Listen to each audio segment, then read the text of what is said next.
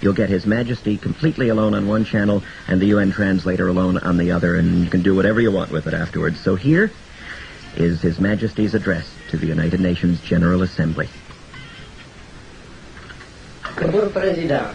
Mr. President, distinguished delegates, 27 years ago, as Emperor of Ethiopia, I mounted the rostrum in Geneva, Switzerland, to address to the League of Nations an appeal for relief from the destruction which had been unleashed against my defenseless nation by the fascist invader. I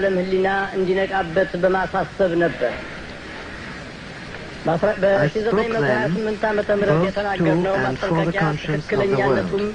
My words went unheeded, but history testifies to the accuracy of the warning that I gave in 1936. Today, I stand before the World Organization which has succeeded to the mantle discarded by its discredited predecessor.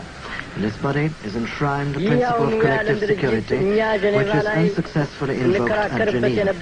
Here in this assembly reposes the best, perhaps the last hope for the peaceful survival of mankind. In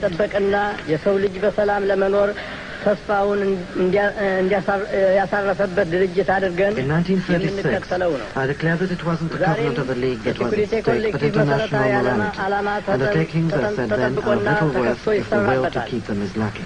The Charter of the United Nations expresses the noblest aspirations of man. The application of force in the settlement of disputes between states. The assurance of human rights and fundamental freedoms for all, without distinction as to race, sex, language, or religion.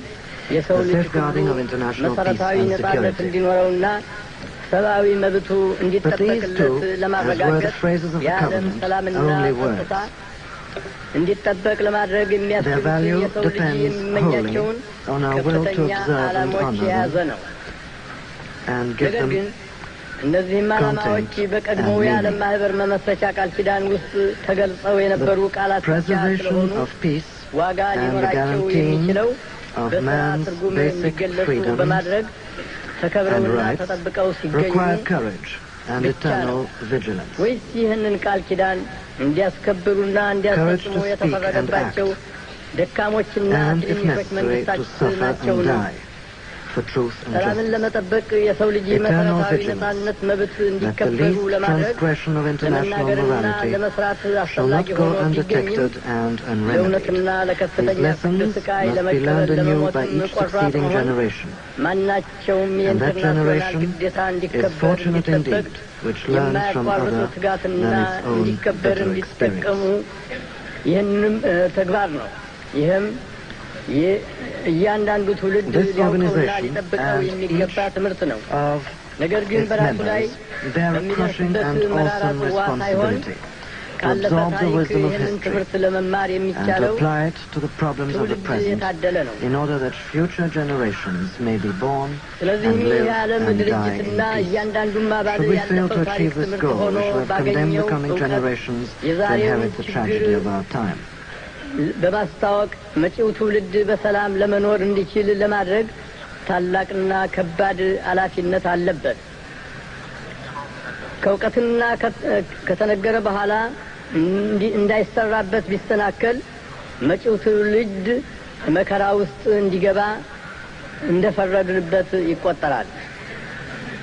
I have lived too long to cherish many illusions በሕይወታችን ዘመን ብዙ ችግሮችና ፈተናዎች ያሳለፍን በመሆናችን of men when brought into stark confrontation with the issue of control over their security and their property interests.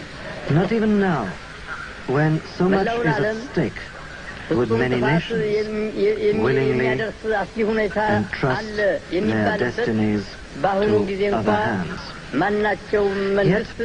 Yet, this is the ultimatum presented to us.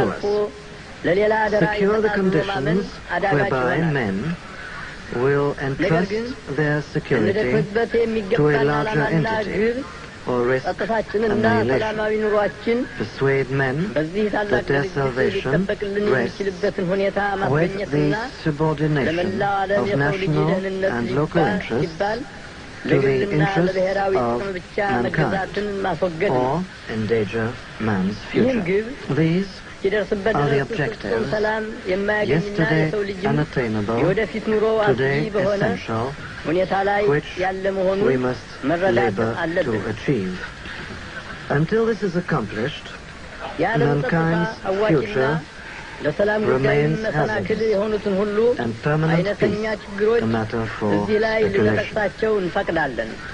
I would now like to mention briefly እነዚህም today two የጦር particular issues መሳሪያዎች ቅነሳና በሰዎች መካከል Disarmament የእኩልነት መብት and እንዲኖር ማድረግ the ናቸው። establishment of true በአሁኑ equality ጊዜያችን among men. ለዓለም ዋናው አስቸኳይና Disarmament አስገዳጅ has ጉዳይ become የጦር the መሳሪያዎች urgent ቅነሳ ነው። imperative of our time.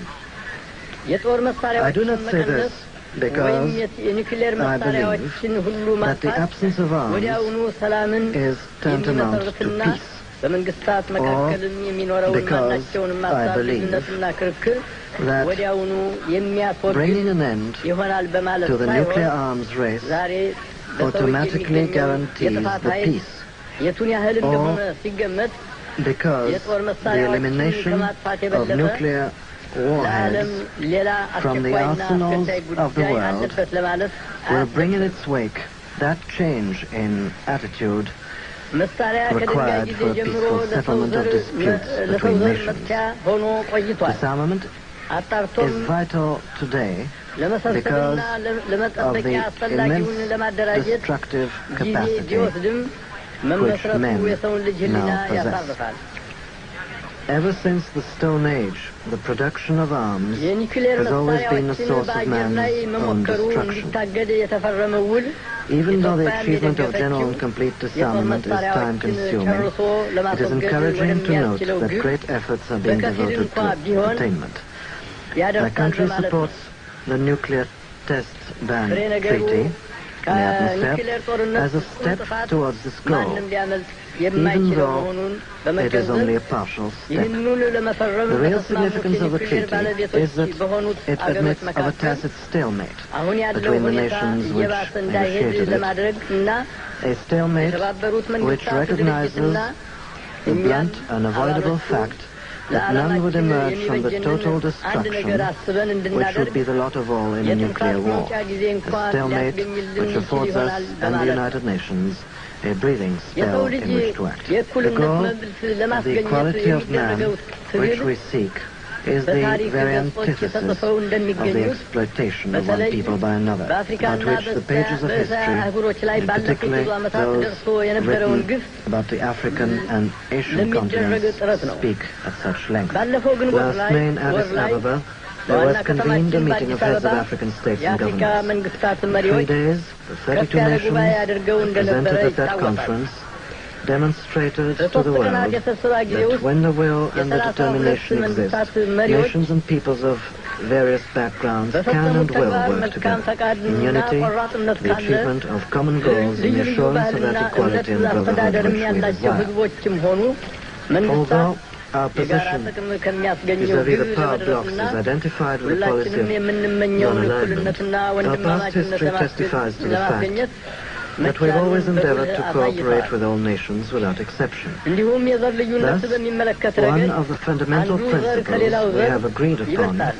at the Addis Ababa ይሻላል Summit Conference የሚባለው gives እምነት expression ዋጋ እንዲያጣ to ሆኖ our fundamental ካልተወገደ desire በአንድ to ሀገር live in ውስጥ harmony አንደኛና and ሁለተኛ ደረጃ cooperation ዜግነት with all ካልተሰረዘ On the question ሰው of በቆዳው racial ቀለም ብቻ discrimination, the Addis Ababa የመብቱ Conference መጓደል taught ካልቀረ to those who will learn ለሁሉም this ሰው further የዘር lesson ልዩነት that until the ሳይታሰብ philosophy which holds one race እኩል superior and another የኢኮኖሚክና inferior is finally ተመሳሳይ and ሰብአዊ permanently መብት discredited ካልተሰጠው and abandoned, እነዚህ until there are no ከዚህ longer በላይ first class and የተዘረዘሩት second ሁሉ class citizens of any እስከተፈጸመበት ቀን nature, ድረስ ሁላችንም until the የምንደክምለትና color of a man's የምንመኘው skin የዓለም is of no more significance than the color of his eyes, that until the basic human rights are equally guaranteed to all without regard to race, that until that day, the dream of lasting peace የምናደርገው ሙከራ ሁሉ and world citizenship and the rule of international morality will remain but a fleeting illusion to be pursued but never attained. And until the ignoble and unhappy regimes that hold our brothers in Angola, in Mozambique and in South Africa in subhuman bondage have been toppled and destroyed, until bigotry and prejudice, malicious and inhuman self-interest have been replaced by understanding and tolerance and goodwill, until all Africans stand up and speak as free human beings, equal in the eyes of all men, as they are in the eyes of heaven, until that day, the African continent will not know peace. We Africans will fight if necessary, and we know that we shall win, as we are confident in the victory of good over evil. The basis of racial discrimination and colonialism has been economic, and it is with economic weapons that these evils have been and can be overcome. In pursuance of resolutions adopted at the Addis Ababa Summit Conference, African states have undertaken certain measures in the economic field which, if adopted by all member states of the United Nations, would soon reduce intransigence to reason. I ask today for adherence to these measures by every nation represented here, which is truly devoted to the principles enshrined in the Charter. I do not believe that Portugal and South Africa are prepared to commit economic or physical suicide. If honorable and reasonable alternatives exist, I believe that such alternatives can be found.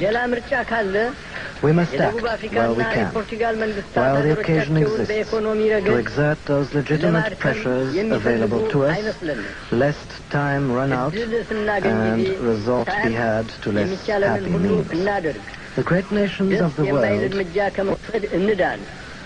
would do well to remember that in the modern age, even their own fate is not wholly in their hands. Peace requires the united efforts of us all. Who can foresee what spark might ignite the fuse? The stakes are identical for all of us. Life or death. We all wish to live. We all seek a world in which men are freed of the burdens of ignorance, poverty, hunger, and disease. And we shall all be hard-pressed to escape the deadly rain of nuclear fallout should catastrophe overtake us.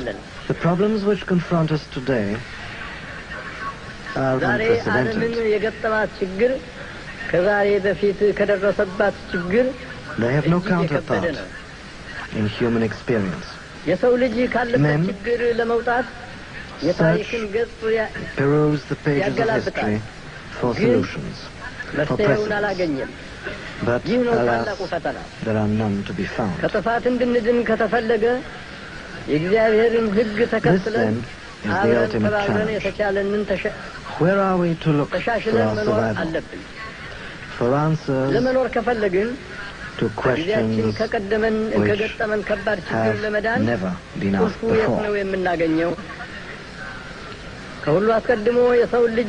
We must look first to the Almighty God, who has raised man above the animals and endowed him with intelligence and reason. We must put our faith in him, that he will not desert us or permit us to destroy mankind which he created in his image. And we must look to ourselves, into the depths of our souls. We must become something we've never been, and for which our education and experience and environment have ill prepared us. We must become bigger than we have ever been, more courageous, greater in spirit, ampler in outlook. We must become members of a new race, overcoming petty prejudice, owing our ultimate allegiance not to nations, but to our fellow men within the human community. The voice of His Imperial Majesty speaking in October of 1963 to the United Nations General Assembly in New York.